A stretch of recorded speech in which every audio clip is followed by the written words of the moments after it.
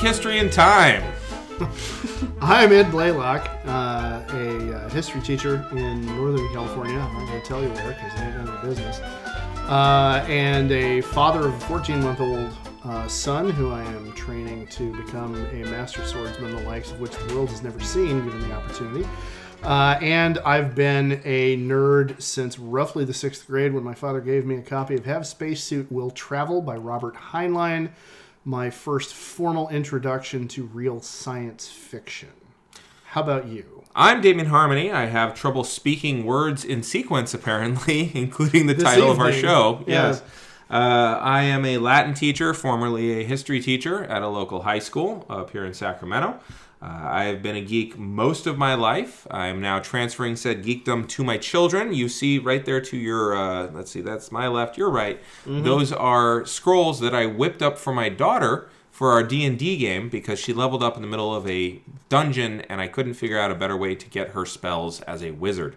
Nice. My son, on the other hand, is a sorcerer, so he had no problem getting new spells, and oh my gosh, he loves a castin.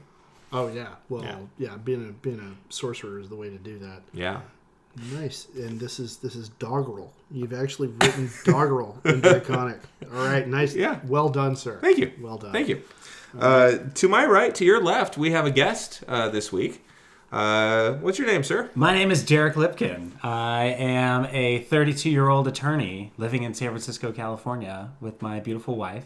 I know she'll be listening. That's why I said that. Yeah. So what are you doing hanging out with a couple of guys like us? We're teachers. You're like an attorney. You have a real job. I think it's because you woke up and you asked yourself, "Is this my beautiful house? Is this my beautiful wife?" And then you came up here and you're like, "This is not my beautiful house. These are not my beautiful wife."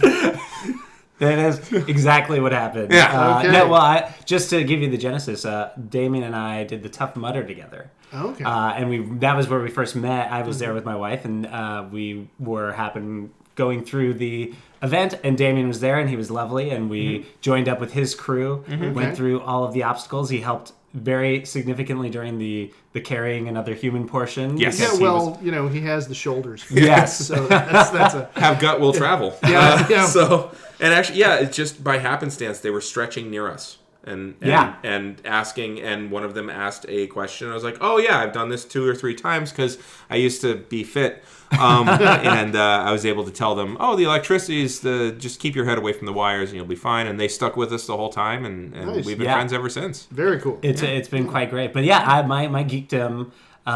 It's funny. I don't know if you want to get into the semantics of geek versus nerd versus whatever. But sure. I've always placed myself, within that sort of world. Mm-hmm. Mostly video games. That's always been my entry point. I was and to this day, very big Sonic the Hedgehog fan. All right. I'm a Zelda guy, but very good. Okay. And so, it's those games are both too thinky for me.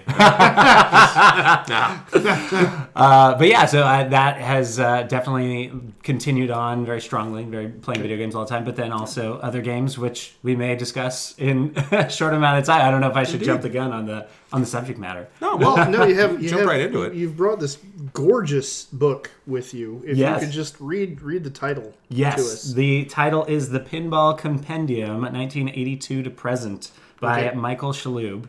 Okay. And it's a lovely... the Shaloub family. Yes, his brother Tony has done quite well for himself. Yes, quite well known. It is a whole set of essays and remembrances of pinball machines from that era. Oh, fantastic. And that is a gift that I received because I am a pinhead. It is. That's the name for it. It is. Okay. It's funny. There's a lot of consternation as to what to call the players in the pinball. I'm sure pinball players would suffice for some, but I like to put it a little. I actually don't dislike the title of Pinball Wizard. Mm-hmm. There's a lot of pinball players who are not very pleased with that. Okay. Well, so now you've gotten the social nerd in me out. So that's of course tied to the Who and Tommy the Rock Opera and all that. What is it? I mean, is there a common kind of reason for people to have an antipathy for being called a pinball wizard? I think it stems from that being one of the very few touches of pinball that people have. Okay. And so if you mention you play pinball and that is maybe the one contact that somebody else has. They're going to bring it up, and then you'll have to hear about it. You'll have to, for the 1000th time, and everybody thinks they're the first one to make that remark. Okay. Exactly. So I think so it's an annoyance thing. Yes. Okay. And a fatigue. Okay. So as a kilter. Yes. Yeah. Everybody. The remark almost inevitably gets made. Something about what have you got on underneath it, and a big part of. Other than, that's, by the way, that's sexual harassment. That you're bragging about it's a big part. Yeah, well, Yeah. But, I guess you can prove that by going off kilter. Oh, no. It begins already. Less than 6 minutes Ladies and gentlemen. Yeah. Yeah. So, but everybody wants to make that joke. Yeah. Everybody thinks they're the first one to make that joke. Mm-hmm. And so the amount of sense of humor that one has about that joke starts out, depending on whatever your baseline level of, good sportsmanship would be, and it rapidly plummets. So I totally get that. I think it's a very similar camp of similar experience. All right. Yeah, as a redhead, I never have these problems. No, never. Calling never me after a root, thinking they get to use that word. That's our word. So, really? Yeah. Radish? Yeah, it's the weirdest thing. Rutabaga? Yeah. Really? Rhubarb. Okay, Speaking of there you go. Yeah, very big thing. Yeah. But he doesn't care at all. Oh, God damn it! 2 of you? That's just so you know what you've walked into, Ed. A few weeks ago, I stayed the night at their place, and while they are not early risers, I am, and so I got out a little bit of paper and some tape because I rooted around a little bit, and I found their spice rack, and I renamed all their spices the dumbest goddamn names. Let's see. One of my favorites was, I think there was some spice, sort of like a specialty blend that something mural. Yeah. And so you taped over everything except for Ural. Uh-huh. And you said, it's funny. I think it says Eastern Russian Mountains, a.k.a. Ural. Yeah. Oh, my God. It was great. It was great. His wife was not happy. The depths you are willing to sink to. Yes. It was fun. But yeah, no, it's... and then I was... bathysphere, linguistically. And also Damon was kind enough to invite me to be a guest on Capital Punishment, which I did 2 weeks ago to the day. Had a lovely time competing, and I held my own until the end. I went to an audience vote. Yeah. All right. Well, that's impressive. This one just regularly hones everything consistently. Most definitely. So you brought us a book. You brought this beautiful book. About pinball. Completely off the subject. So pinheads is the preferred term. Yeah. Your preferred term. Yes. You identify as a pinhead. Exactly. Yes. Okay. So. And I always am sad that I can't remember his name, but the guy who was the Fox News guy, O'Reilly, he ruined that term for us. Oh yes. But I'm reclaiming it. Okay, well, good. You do that. But yeah, so just to tell you my history in pinball. So I actually, as a kid, I always played. I was a frequent visitor to arcades. Okay. My favorite as a kid was the Jurassic Park machine because there was a dinosaur on the playfield that would actually lean down and eat the ball if you put it right in front of him. Oh wow! Which I just thought was the greatest thing ever. And so that is pretty cool. That is. And I really did not pay attention to anything that was happening in the game. All I was trying to do was make the dinosaur eat to get the ball. I just thought that was the greatest thing. So it was always around. When I became an adult, it was always available in bars and whatnot. I would actually be, maybe drop $1 or $2 and play, but never with any real cognizance of the gameplay or the rules or anything. When 2014 came around, I went to California Extreme. I don't know if you've ever been. It's in Santa Clara. I've heard of it. Yeah, I have a college roommate. Okay. Who he and an old friend of his, that's like a pilgrimage they do every year. It is. It's a fantastic event. If you ever are interested and have the weekend to go visit, it is so much fun. It's a 3-day weekend of video games, pinball, other nerdery in general. A lot of artists who sell their wares there. And so I went. I'd heard about it for the first time back in 2014, and I decided to volunteer so I get a free ticket. And so I volunteered. They put me at the info desk, just helping direct attendees. I was sat with another volunteer, and he was a pinball player and just started chatting me up about why I was there and did I play pinball. And then he started telling me about tournaments and leagues. And all of this was a revelation to me because I hadn't given two thoughts to pinball, since my dinosaur days.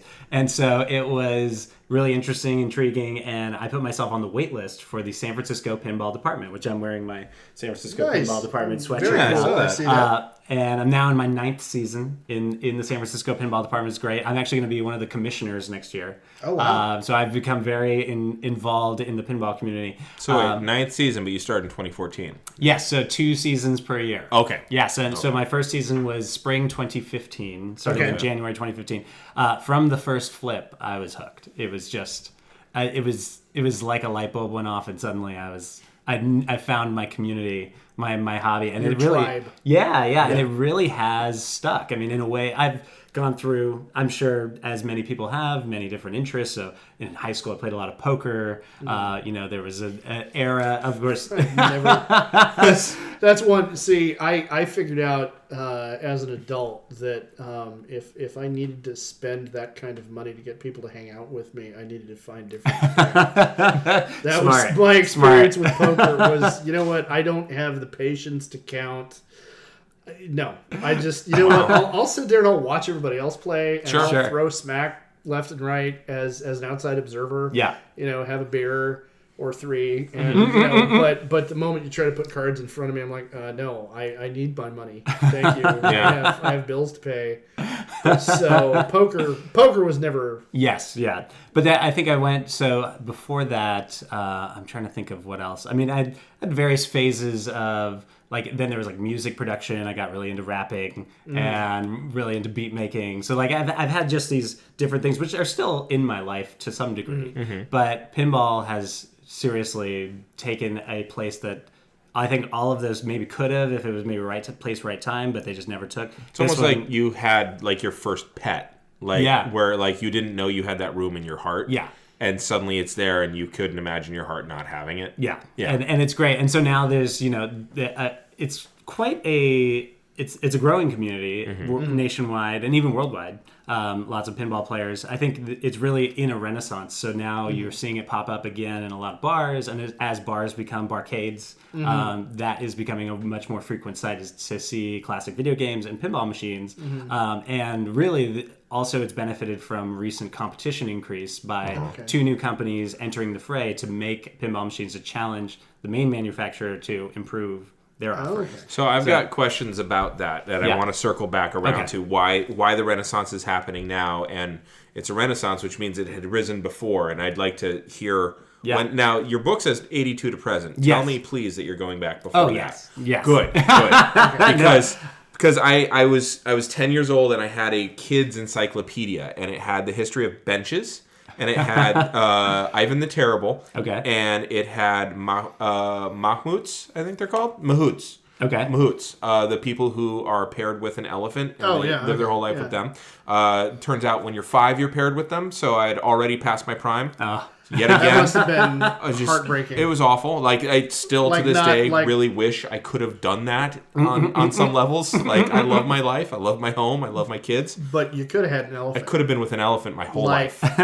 Dude. Carrying heavy shit for people with a bigger friend. An elephant. Yeah. but and then another, it was a 2-pager, was pinballs. So, or not pinballs, pinball. And so I will have little bits from 10-year-old me's memory that I'll be able to ask you questions about. But I'm very curious as to the history of pinball. Yeah. And most of everything I'm going to have to say is actually going to be filtered through my dad. Okay. Because when he was in college, one of his he can't even say anymore how much change he put in the pinball machine that was down the street at the service station down the street from his fraternity house. That was essentially what he and his friends went and did. Yes. Neat. When they didn't have anything they had to study for, or when they didn't want to study. Sure. So So where do we begin? Okay, so I think I made myself a little bit of a timeline that I think will take us through the major hits, some of the more interesting little nuances as well. I think really the place to start is the 18th century.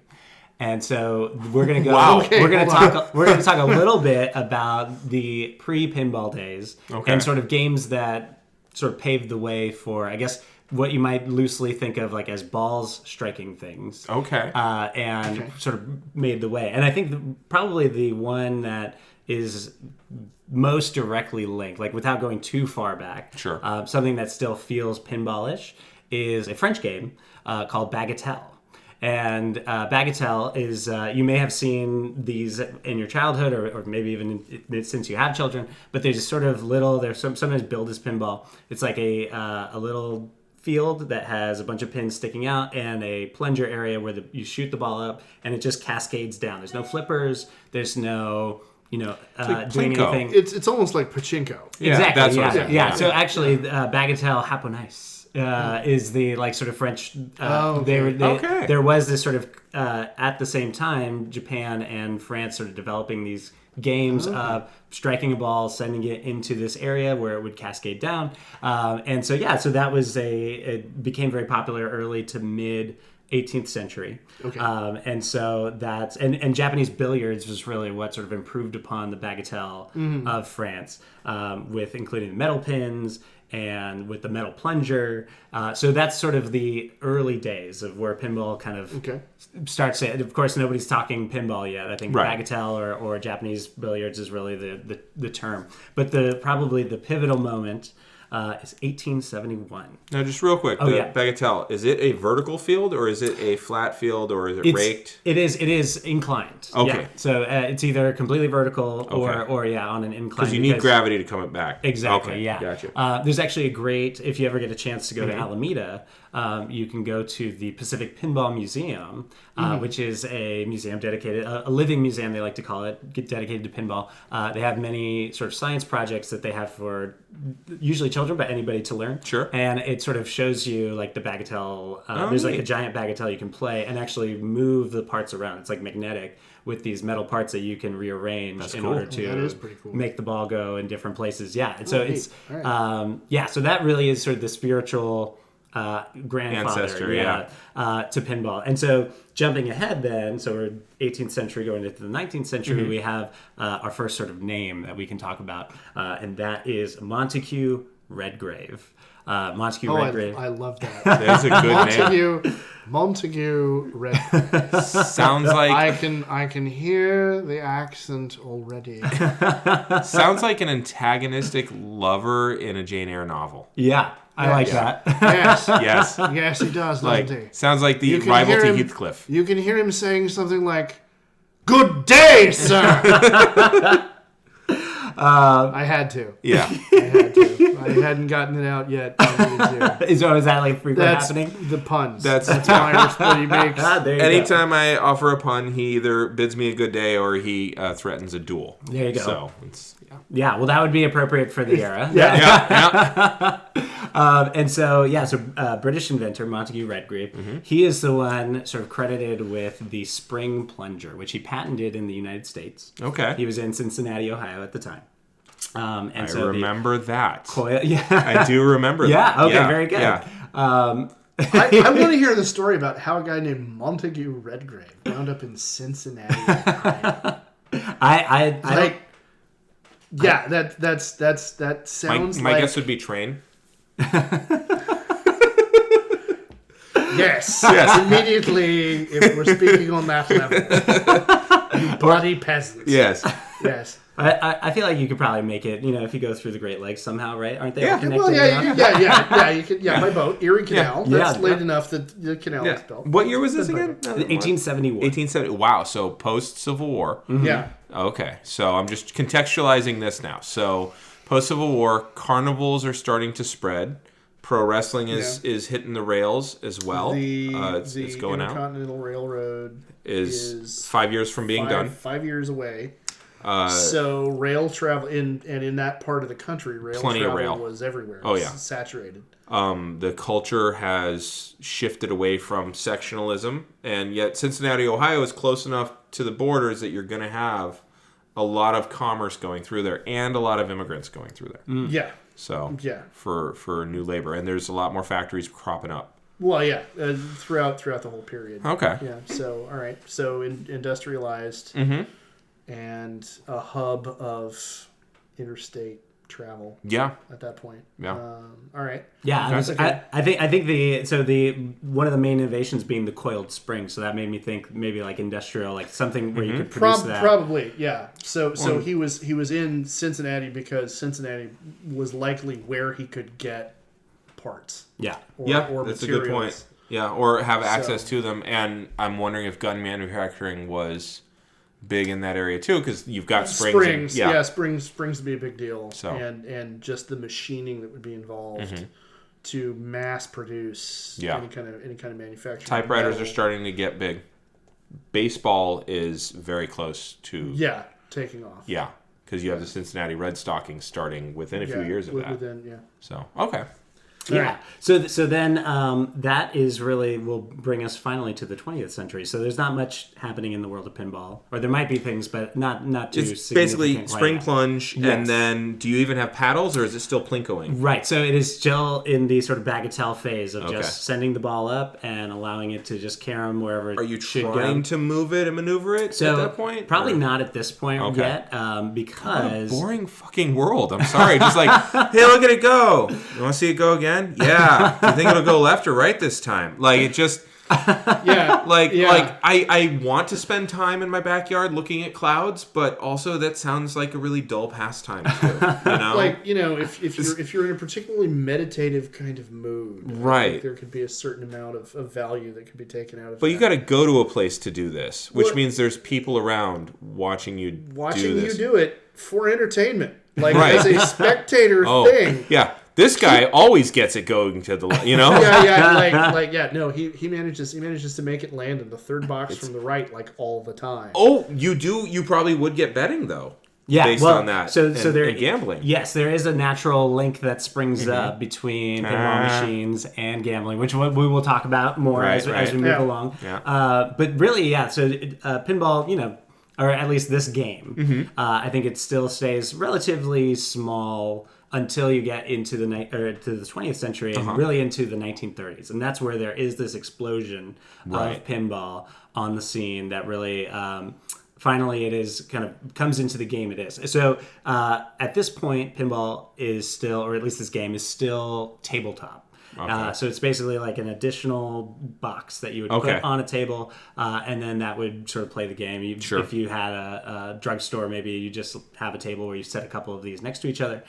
It wasn't an independent sort of machine on its own. Okay. Not a freestanding. Right. Okay. So that's the 30s is where it starts to turn into what we know and love as pinball today. Now in the 30s, you've got, a shit ton less money for most people, but you do have people walking around with change in their pockets all the way up to that point. Yeah. You also have people looking at those little viewfinders, like you put a dime in or a nickel in, and you get to see the Dance of the Seven Veils, a Nickelodeon. You get those viewfinders, which were very much connected to Vice. Yes. And so anything, and the connection that I'm making here is essentially anything you put like a small bit of currency in that's a machine gets attracted to the Vice world pretty quickly by the straight society type folk. Yeah, the perception. Yeah. Certainly, would lean that way. Yeah. Yeah. Yeah, and so this was, so 1931 is when we finally get sort of the first real pinball machines on the scene. And so one is called Bingo. So again, going toward the sort of gambling element. This was a game where the ball would travel and would hit certain targets or fall in certain areas, and then that would correspond to a bingo card up top. So, and you would actually have the ability to sort of cash out. So if you got 5 in a row within the game, there's actually a mechanism by which you could get credits and turn them in at the front and get money for that. So it was almost a form of like roulette or I was saying the slot machine. Slot machine. Yeah. Exactly, yeah. And I think that's there was this link. I mean, especially This sort of, as we move through the 30s, they become more of a fixture in taverns. And so, yeah, I think this is the same place where you're finding Slot Machine, One Arm Bandit. You're finding any other sort of these machines. And as alcohol is coming back, right? America could use a good drink. Yeah. In 1933, and Lord then knows. Yeah. So 1931 also had the first or a game called Ballyhoo, which was based on apparently a very popular magazine at the time by the same name. But it is the basically the initial game for what later became Bally Amusements, which is like the Titan. Yeah. In this whole industry. Yes. Okay. There's a great. You see that logo on the back of just about almost every pinball game I can ever remember seeing. Oh, wow. Yeah, you can actually still see it. Also, I had this as a note to talk about later, but you still see it in Las Vegas, the Bally name, because it's still used on gambling machines. So slot machines that will still be made under the Bally brand, and also I think Reno was actually the last time I remember seeing that Bally logo. Yeah. Okay. But yeah, so that's the start. Raymond Maloney was the name of the person in charge of the Ballyhoo game, and so that was a mechanical pinball machine that had optional legs, so it could be a freestanding machine. And this was really where mechanical pinball became a much more sort of common sight around these places. And so the reason I'm saying mechanical is that previously the Bagatelle game, you're sending the ball and it's falling into maybe a certain hole and that's it. There's no other mechanism within the machine. It's just what you see is what you get. You're allowing gravity to take its course. Right. So these are fantastic. If you ever get a chance to go to the Pacific Pinball Museum, you can see examples, and they actually have some that you can occasionally play.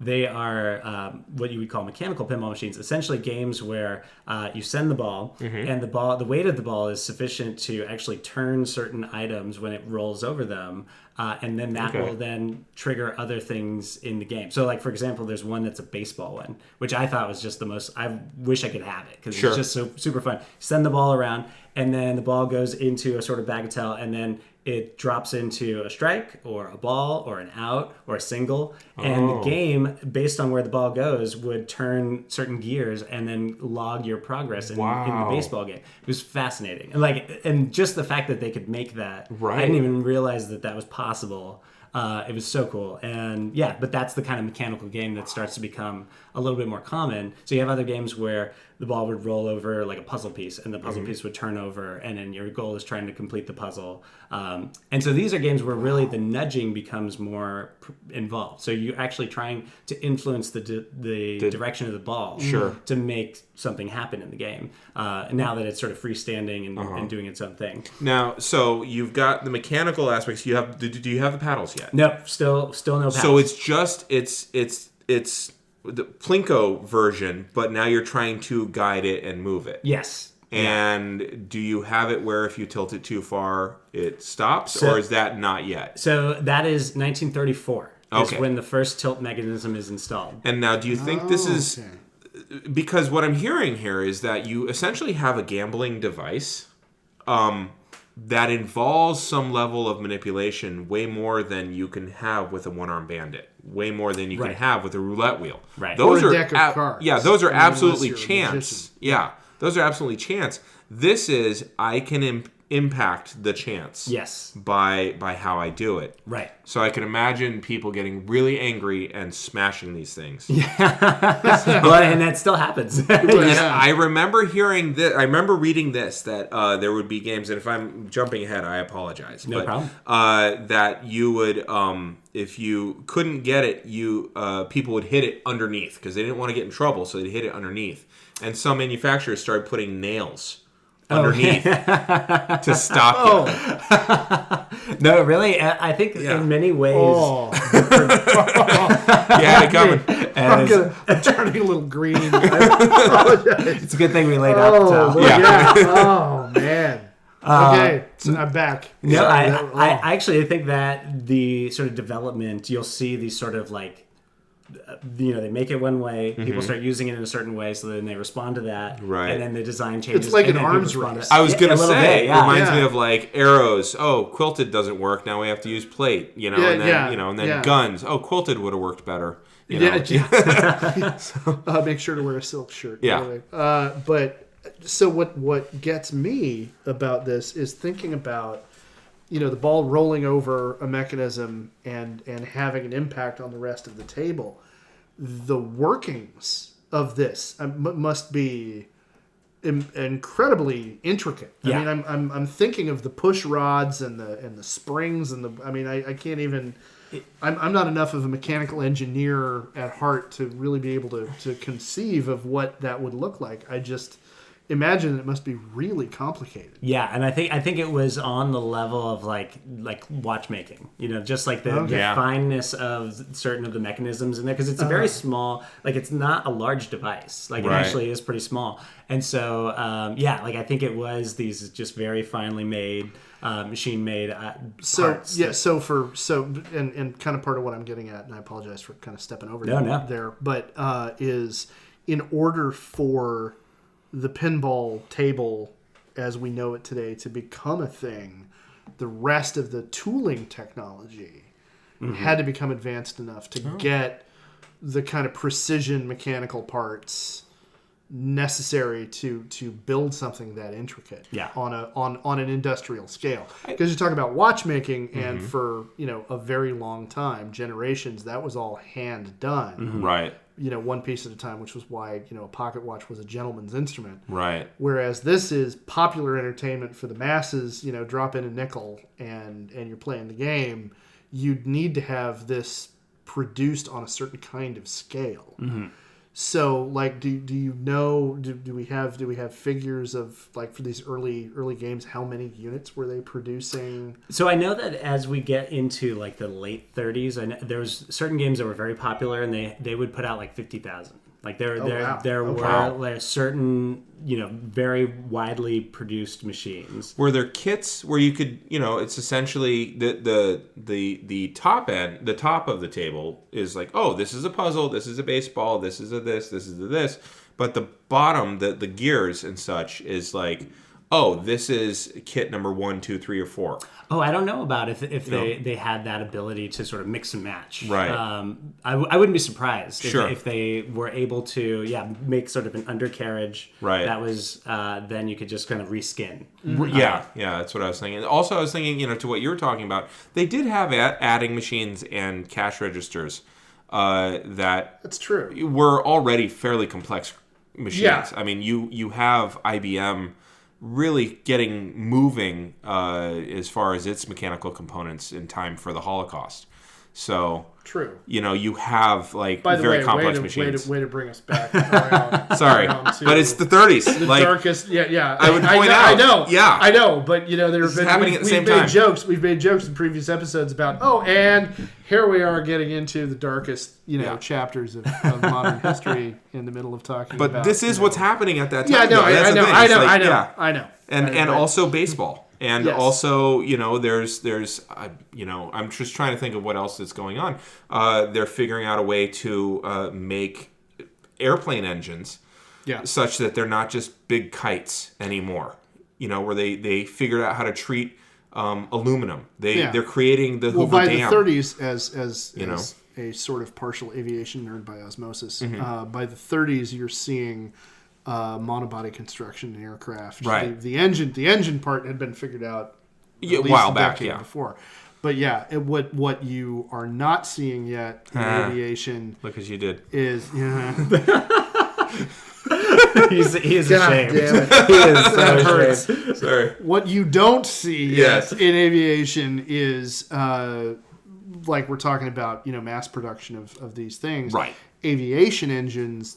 The aircraft companies actually resisted when World War II started. The American aircraft manufacturing industry had to be forced by Congress to standardize their tooling and work on mass production of aircraft engines, a la Henry Ford, because previously Allison didn't proprietary. It was all proprietary, and Allison didn't want to talk to Rolls-Royce, didn't want to talk to anybody else. Wow. Yeah. And so that was a deal. But okay, so standardized parts. Yeah. You're right. And radio is becoming coming a in. thing. Yeah, So, and television signals are just now. Like I'm just starting, contextualizing what's happening as pinball is a purely mechanical thing, and yet we have so much electrical that's starting to get going. the very beginnings of the theory are starting to be put into practice. Realistic production. Yeah. I mean, this is when the British really first started experimenting with radar, Right. which wound up being their secret weapon in another 8 years. I've got a fun story about that on some other All podcast, right, by the way. time. But yeah, so it's astounding to me that here we have a purely mechanical recreation device. Yes. That at the same time, I mean, you said 31 was the first one that was made, right? Yes. 27 is when they figured out there wasn't ether in the air. Yes. Right? Yes. So the phlogiston was destroyed. Right. In Just 27. like, holy cow. Yeah. Like, talkies Yeah. were 2 years earlier. Yeah. It's astounding to me. 31 women in Britain all across were able to vote finally. Yeah.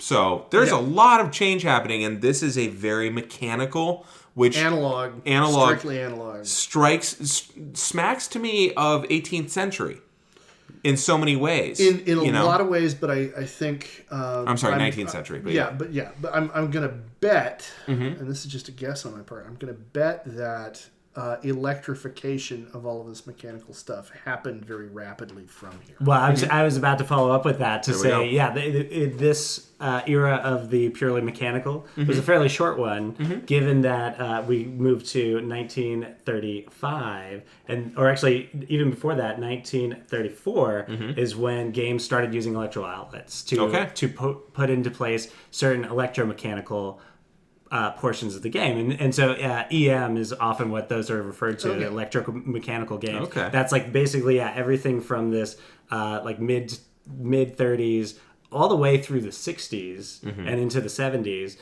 before computers are then put into the machine. That's called a solid state, because you didn't have any moving parts that were determining like the scoring and all of those other functions of the game. So during that period of time, the scoring was all analog, Click, click, clickers, clicks. Yes. rollers. Oh wow. yeah, so if you go to the museum, you'll see all these great games that have the score reels. Yeah. And so this is so really only about 2 like years. an odometer of fun. Yeah, you can. That's actually the value of what your nickel that you put into the game. Oh my God. Yeah. I like that. How much is your nickel worth? Yeah. But yeah, so as we're getting into the middle of the 30s, we have electricity finally making it into the games. We have the tilt mechanism that's a response to, I think, people being aggressive with how they're playing the games. And then we have What is that mechanism, by the way? Is it just a mercury bubble and when it hits a contact? So on the I saw a MacGyver episode.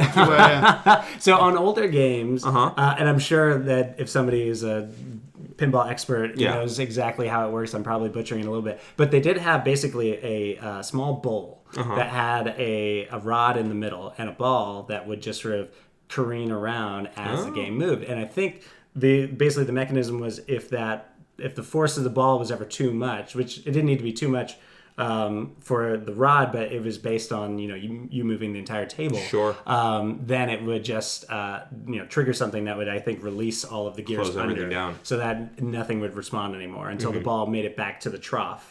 And then that would sort of reset everything under carriage. Okay, cool. And of course, you just need to put a new coin in order to reset it. But on the punishment for cheating is you lose your money. You lose your money. And so the modern pinball machines, and this is probably once you get to, I don't think you have to go too far into like maybe the 40s before the tilt bob becomes the primary mechanism. And so that is basically what's used today even.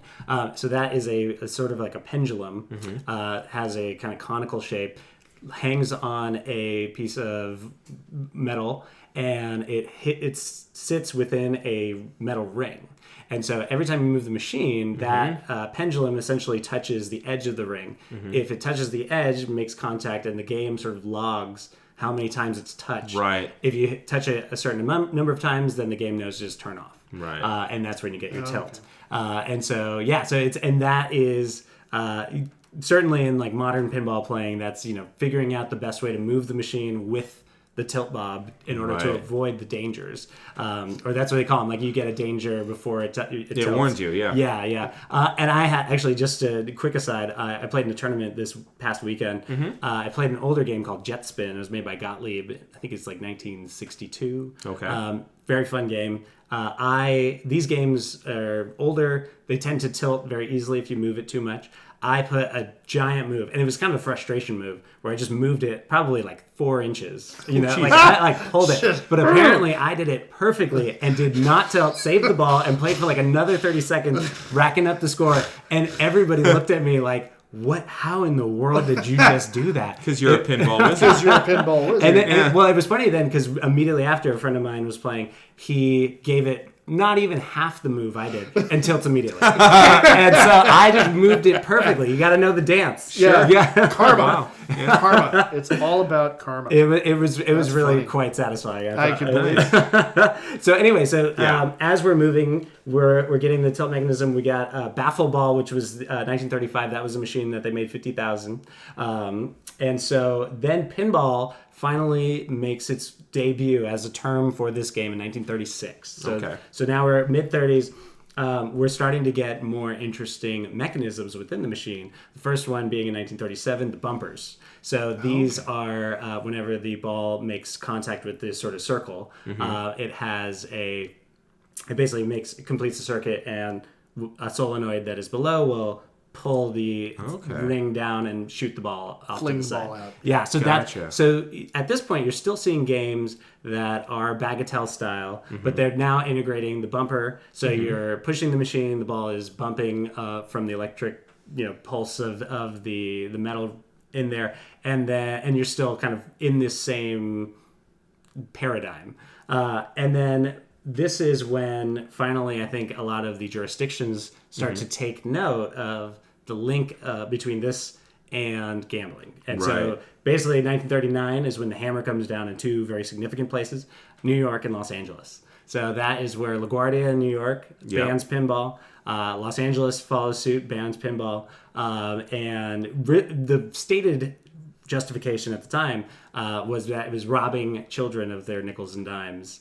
As they were, trying to, say Someone think of the children. Won't someone think of the children? So this was 39. 39. 2 years after the Golden Gate Bridge, by the way. Yeah.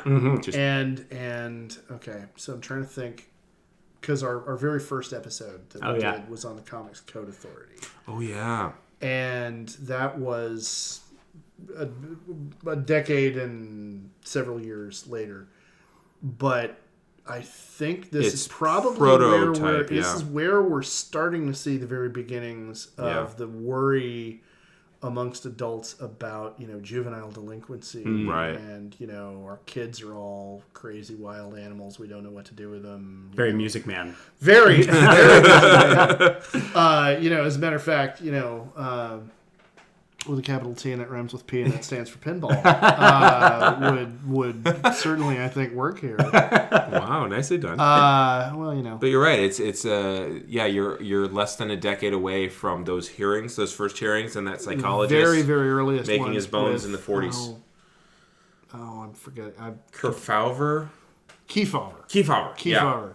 Yeah. That son of a bitch. But yeah, okay. So just that gremlin. Yeah. Yes, yeah. So really that, I think this starts this sort of cascade of bans that start going nationwide. So there's, every town, or city is starting to really look at this and decide whether they want to ban the game entirely. And actually, it usually is that history actually provides modern history in that almost every year, at some point in the year, there's some very small hamlet in Ohio or, often like West Virginia that apparently still has a pinball ban on the books, and then they finally repeal it, and it's like the local bar can finally have. It's like if you look, there's like one every year for like the past 10 years. Like there's always one city. Yeah. It's like an old holdout.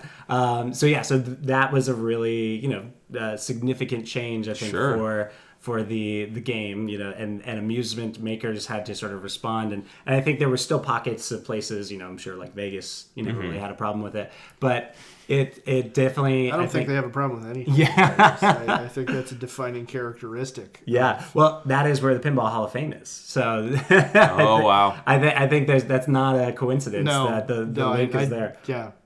And so that really changes the game a bit, but this is where the move away from random and towards skill really starts to take shape with the manufacturers. And so at this point you have Gottlieb, which is one of the big names in old pinball. Williams is around. Of course, you have Bally.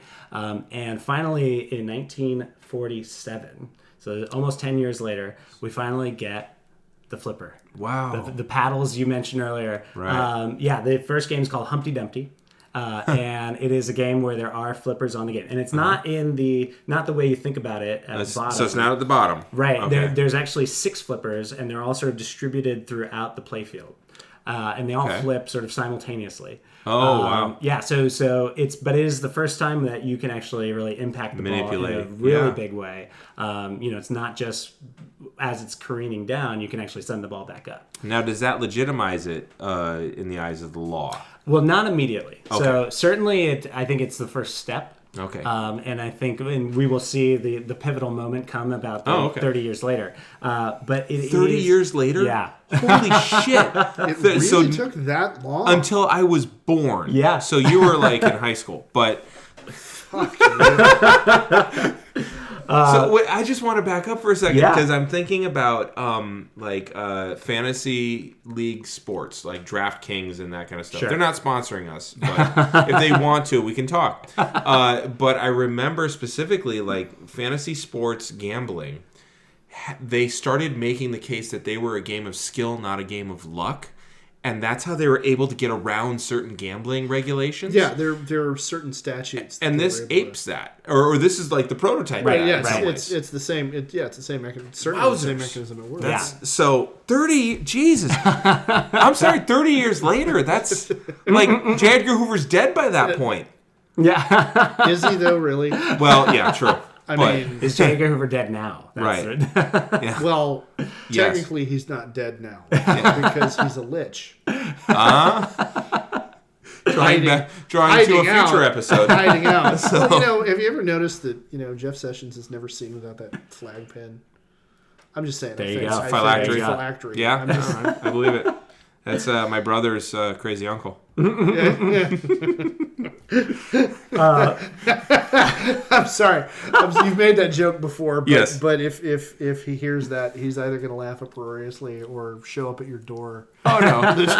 Well, hopefully he's going to do that anyway. But I mean with a shovel. I cribbed that from him. That's his joke. Okay. Yeah. All right. Yeah. Then yeah. So. Flippers. So Six flippers. Flippers are introduced, so that's adding to the game. Another big change. So even though there were certain electrical portions, I think lighting wasn't as serious in the earlier sort of electrical iterations of pinball. So in the 50s, you start to see more sort of bright pinball machines. Okay. Where they're installing a lot of lights, and in particular, installing them on the back glass.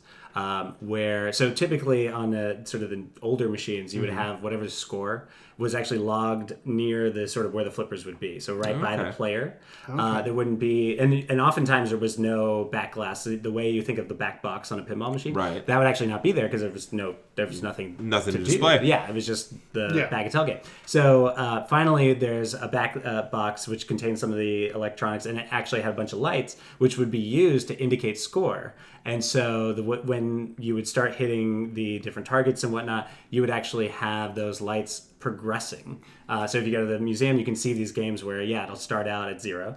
You hit a thing and it goes to 10,000. You hit another one, it goes to 20,000. And then once it gets to 100, it actually stays at 100. And then the 10, 20 starts to... And so you actually kind of have to do a little math to actually figure out what your score is at the end. See, it's education. Yeah, right. There you go. Not only is it a game of skill, it's educational. And then finally, when you get to so that's the 50s, you really start to see the inward facing flippers start to become more common, and also The ones at the bottom. that sit at the bottom, Okay. right? So basically a game where once the ball gets to the bottom, you're having a chance to save it before it goes into the trough. Okay. And so just 21 was the first one that had inward facing flippers. Although that one, they were a pretty significant gap between them. So it was, even though they were at the bottom and they kind of looked like the flippers we have, it was still a pretty wide area to lose your ball. Right. When you get to Spot Bowler, which is a Gottlieb game, or actually I might have that wrong, it might be a Williams game. That was the first one where it was really the true sort of pinball you think about. So two flippers closer together at the bottom. Maybe a hand's breadth between them, and that's about it. Right. Okay. So that it takes the 50s going into the 60s, and finally we get a couple more innovations that become standards for pinball even to today. Okay. And two in particular. One is the drop target, which is a mechanism where I imagine you might recognize it if you saw it, but basically you hit a target, it will go down. So it's like a little tile or mahjong tile that goes down. Yeah. Okay. So you hit it, and then it pushes inward and falls down into the game. That's and then, how it works. Okay. Yeah. And then when you go to a new ball, there's another solenoid coil that will activate and then reset it by pushing it back up. Okay. And so it kind of ratchets back into position. So that was a inventor by the name of Steve Kordek, and so he did two things. Drop target, that was huge in 1962, and then in 1963 he introduced multi-ball, which is a mainstay of pinball now, and usually the most valuable scoring mode in any pinball machine. Because you're just increasing your each. Well, you're rolling with advantage. Yeah, well, certainly that, but also also that's usually the only time you can qualify a certain scoring. Usually you call it jackpot. Okay. And so the jackpot is usually the most valuable item you can collect while you're playing, and you can only collect it while you're in the multi-ball mode. So this really adds a whole new layer, I think, to the skill element of adding this sort of new mode that you have to play within, that you have to handle. So the year that this was 63? Yes, 1963. Okay. So leaving aside the obvious stuff that was happening in 62 and 63, you said before that it was, very electromechanical. Yeah. Right? We're still not computerized yet, right? Correct. So how does electrical mechanical inform the mechanism in some way that, like, I can see in a computer, it's like you go into that mode. Okay, cool. Right. How do you go into that mode that activates the jackpot in an electromechanical way? Well, so those, I was sort of speaking more for those ones a little bit like what comes later. So I think in these ones you had these mechanisms where you would basically, like a little saucer somewhere in the game where you would be able to sit the ball would sit there, and then once you touched another target, it would spit it back out. So then you'd have two balls going at the same time. Okay. So in these ones it actually was not as sophisticated in terms of the scoring. So really it was just rolling with advantage. Okay. So those were games where you had an advantage because you had more balls, but not necessarily the scoring. Yeah, that would come later with the advent of the solid state game, where then you could sort of set a computer to tell this target to suddenly become more valuable than previous ones. Okay. Yeah. Okay. To actually alter the scoring algorithm. Yes. It was utilizing. And when we get to solid state, I'm assuming is when we start seeing like projected LCD scoring. Yes. Kind of display electronic scoring. It's funny the way that the scoring thing. It reminds me. It recalls for me like different alarm clocks that I've seen in my life. Yeah. Like the flipper one. Okay, that was Grandpa's. Yeah. The red letter or the red numbers. Whatever. The red sort of liquid crystal. It can be an 8. It can be a 7 or whatever. That's my mom's. And then on and on. And now it's different displays. I was like, oh, okay, that's on my phone. Yeah. So no, I think that's exactly right. So anyway, this is kind of going along. I think the first one that does any digital scoring is 1966. So starting to move into that direction. I don't think it quite was as sophisticated as what you'd see later. By the way, at this point, transistors are a thing that exists, but nobody knows how they work. Tony Stark uses them to plug his armor into the wall. Very good. Like the Fantastic Four has gone to the moon using them. The X-Men have used them to create Cerebro. You've got all these comics because they are this magical micronization mechanism to engage in a little bit of but you can use the Stan Lee alliteration. But you can use the electrical wizardry of it. Like that's the thing, and it becomes the catch-all. And so it's orgone, as it were, of it. Yeah. You're still sliding little cards, by the way, into Cerebro to let you know which bad guy is coming. Yeah. But it is also this electricity, and that's all the explanation you need. And so it's interesting to see that that's worked its way into pinball already. Yes. It should also be noted that at this point, a lot of computers were still operating with vacuum tubes. Early generation computers were still vacuum tube. And the Soviets were still trying to figure out how to build computer electronics using something other than vacuum tubes, because we later found out in the very early 80s that the electronics in their fighter jets were still in the early 80s using vacuum tubes. So to the USSR, transistors were, as a matter of fact, these magical devices that they hadn't yet figured out how to manufacture for themselves. So this was a really big, I mean, on a certain level, the introduction of transistors was still this really big leap. Yeah. Even though nowadays we're multiple generations removed from it, we kind of look at, a transistor radio. Sounds like, this very quaint. Z-Rusty, so it's this quaint Z-Rusty joke from, long ago.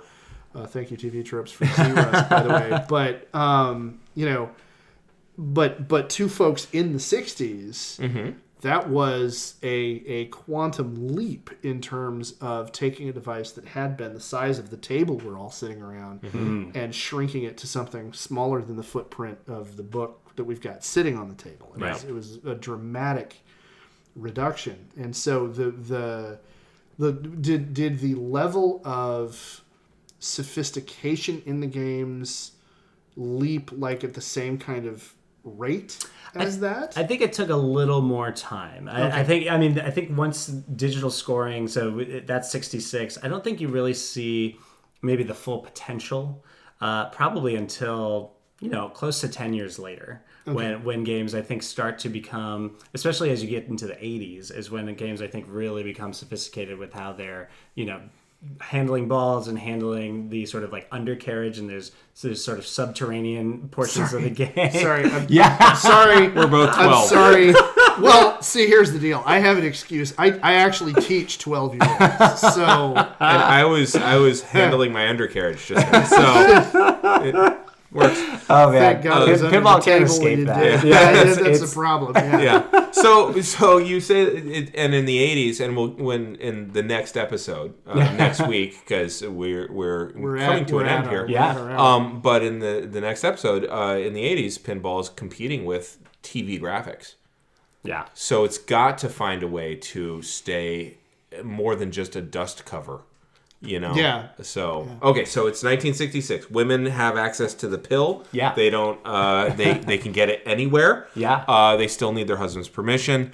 But they still at least 15, 20 years out from getting their own credit cards. But pinball has digital scoring. Yes. Yeah. And so thank God. Yeah. So this is, and then this actually might be the perfect way to end. Although it is the exciting climax in the pinball story. Or I guess one of the denouements. And so in 1974, we have our first overturning of a ban. So California Supreme Court actually overturned the Los Angeles ban, citing basically two lines of reasoning. One being that if pinball machines were truly a game of chance, then the law would be preempted by state law, which dealt with games of chance. Oh, wow. So that was like the sort of legal basis. And if they weren't a game of chance, if it was a game of skill, then the ordinance was unconstitutional on its face as denial of equal protection under the laws. And so that was the first, I think, California now becoming a sanctuary for pinball became the sort of first of the domino effect that would follow later. And it was 70 what? 74. 74. So what had pinball been doing in the meantime? So I think at this point... And where? Yeah, so... That's kind of what I meant. Right, so I think at this point, there isn't necessarily always enforcement of local ordinances that maybe banned it. I think it was, and there's also, you'll see this sometimes on older machines, there were some places where it was permitted, but it was sort of limited in certain ways. And so there, and I forgot to mention, there's games that come out. One of the issues, and this is actually something that still happens with pachinko in Japan, you sort of play, and if you collect more credits, you can cash them out and win money. Right. This was a pinball thing. You could actually, if you got like 10 credits on the pinball machine by playing well, you could go up to the front and they'll pay you whatever, 10 nickels if that was it. Eventually there became this, to get around bans that were worried about people doing this as a gambling thing, they switched it to add-a-ball games. So basically you would play the game, and rather than getting a new credit, you would just get an extra ball to continue playing for fun. Okay. Which is now kind of a staple feature. If you get over a certain score, you get an extra Exactly. And so and then also you start seeing the classic for amusement only being slapped on the front, which is actually still the case. You buy a brand new pinball machine, it still says for amusement only, right there on the apron. It's like buying stuff and it says not for resale. Yeah, basically. That's not for individual sale. I had never thought of that. Right. But it was so baked in. That's kind of begging the question. Like, well, what the fuck else am I going to use this for? Oh, wait, I have to use this for amusement. I was planning on using this as the basis of a thesis in, political economy. I was thinking you could use it to start a new religion. Well, if you know how to do that. Right. You have to be some kind of a wizard, though. Right. And in California, there's plenty of ways to start a new religion. Lord knows. And then the real big one, 1976. So. Okay.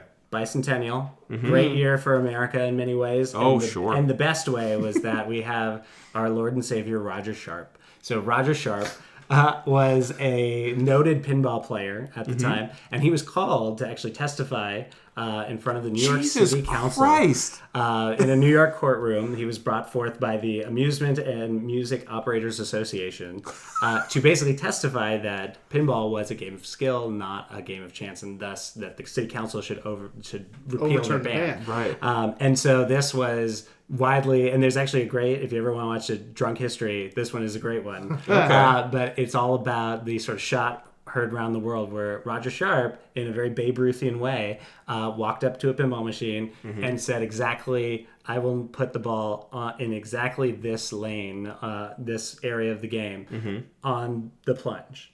And so he said that, everybody waited with bated breath, he plunged it, it went exactly where he said it was going to go, and almost instantaneously the city council voted to repeal the ban. And it was truly like a magical moment in pinball history. Wait, so they set up a pinball game in the hearing. Yes. And he said it's a game of skill, and they said prove it, basically. And he said okay. And literally on the plunge, which I'm sorry, I've plunged. Right. And it goes where it goes, and I get ready with the flippers. Yeah. But he, on the plunge, was like, oh yeah, I'm going to put enough English on it that it's going to go right here. You don't have as many levels in Wizard as he does. Apparently not. Clearly. And he is actually... I don't think anybody does. I'm just going to say, I legitimately think he was a telekinetic. Because I don't know how the hell anybody could do that. Or was he tilting? No, it was not a matter of him pushing the machine at all. Okay. He just literally pulled it back. He knew the exactly feel of where that spring. He knew the distance he had to pull it. It was all by that time. Muscle memory. Hot diggity. Yeah, so that when New York finally overturned the ban, I think that was a turning point where finally a lot of other municipalities would follow suit to say, okay, this really is a game of skill. And then you see, of course, then we'll talk in the next episode about the 80s, but it does bring on this sort of new era, because this is almost the exact same time that the solid state comes through in 1975 with a game called Spirit of 76. Very appropriate. Okay. So anyway, I'll save it all for the next one. Very cool. Very cool. So now this is the part of the episode where we talk about what our takeaway is. Oh yeah. At this point, so I'm going to throw the question out. Sure. What, Damien? What's the biggest thing that's going to stick with you, or what's your takeaway from this? To be honest, just the amount of things that are happening at the same time as pinball is developing, like how it's growing up as the same time as society in some ways. In so many odd ways that like don't mirror it at all. It's just a separate thing, but it's also a thing that's in the background of every picture, you know. Oh yeah. And the other thing though was it just shocked me that there was a hearing about pinball. And I'm thinking about how ridiculous I thought it was that George H.W. Bush went, and I'm dating the podcast, but how... No, you're dating us. Yeah, that too. The podcast. Yeah. But how George H.W. Bush went after steroids in baseball. Yeah. And how there were hearings where we called baseball players to come and talk about whether or not they were juicing. Like, I remember thinking, this is the silliest shit I've ever heard. I'm wrong. Apparently, 30 years earlier, we had hearings, and grant you it was in New York City, but so it was municipal. It wasn't over like, is boxing causing brain damage to the welfare of the United States? That I would get. It was... It isn't our wrestlers committing fraud right with what they're selling to the public. Which, okay, cool, there's money being exchanged, but this was... Does the box with the ball and the flippers mean that you use skill or that you use luck? And we're going to have legislators clear their calendar for that day to determine that crucial question. How do I get that job? like, damn. What do I do to get that kind of a sinecure? Right. Because holy crap. I would love to, basically, our podcast topics Yeah. in hearings. that's it. Yes. So that's my takeaway. Well, in this case, literally. Yeah. Yeah. but that's my takeaway is how I was wrong about how goddamn ridiculous things have been. Well, I think one of the things... the scale is incredibly big. Well, yeah. Well, I think over the course of the time we've been doing this podcast, I think we both should have learned that everything has been a lot more ridiculous than we thought for a lot longer. That's true. What's your takeaway?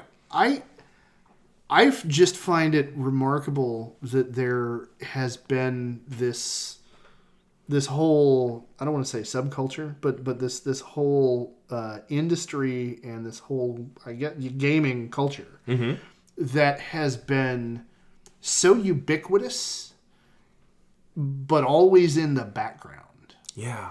And like you talked about, it's in the background of every picture. There's so many movies where somebody walks past. It's a prop. Either a pinball machine in the bar, a pinball machine in or they walk past an arcade full of pinball machines. Right. Oh my God! Yeah, American Graffiti. Yeah, and or The Crow. Yeah, as another good example. But the extent to which this has been this background issue in our culture like forever, and it's kind of always been there. It's like suddenly realizing what the pattern is on the wallpaper. Mm-hmm. In the room you're sitting in, that you've been sitting in. It's for like hours. noticing that the snozberries are actually snozberries. Yeah, those are dicks. Yeah. Okay. Wow, that's a revelation. And the for amusement only. Yeah. Yeah. That one is gonna bake my noodle for a while because it's there. It's always there. And again, like I said before, it's like it kind of begs the question, like, what the fuck else would I use this for? It's a box with ball bearings and a plunger and a lot of spring. Like, I can't use this for a tool. This is like, I can't use this to diagnose what's wrong with my car. Or there's a guy that tries to sue the deli, and he's like, I tried to cut meat on this thing, and the guy's like, I'm sorry, it said for amusement only. Yeah. You're done, pal. I'm sorry. Done. Rights are waived, case thrown out. You owe him court fees. Yeah. So I think there's just so much of it that's just so obvious that you don't see. And of course it has a history. Yeah. Because everything does. Right. And that's the other lesson that we're gradually teaching each other with this podcast is no, seriously, everything has a history. Yeah. So thank you for this. This is awesome. Thank you for having me. Look forward to learning more about it in the next episode. Yeah. So that's the takeaway, and I've forgotten the rest of the format, I think. And so this is Ed Blaylock. I'm Damien Harmony. So you can catch us on Twitter. That's right. At Geek History, at Geek History Time. Wow, I'm having a And stroke in front of us. That's what's happening. Okay, so I need you to lift both hands up I'm from kidding. your sides. Touch my at the same nose. time. Touch All your right. nose. All right. Okay, so Okay. And you're not you can suffering. catch us on Twitter at Geek History. You can find me, Damien Harmony, at DuhHarmony. DUH Harmony. Yeah. And you can find me at EH Blaylock on Twitter. I can't think of what my other social media accounts are right now to share, so I'm having the same stroke you are to a slightly lesser degree. But for now, this is Ed Blaylock. I'm Damien Harmony. And on behalf of A Geek History of Time, keep getting those multi-balls.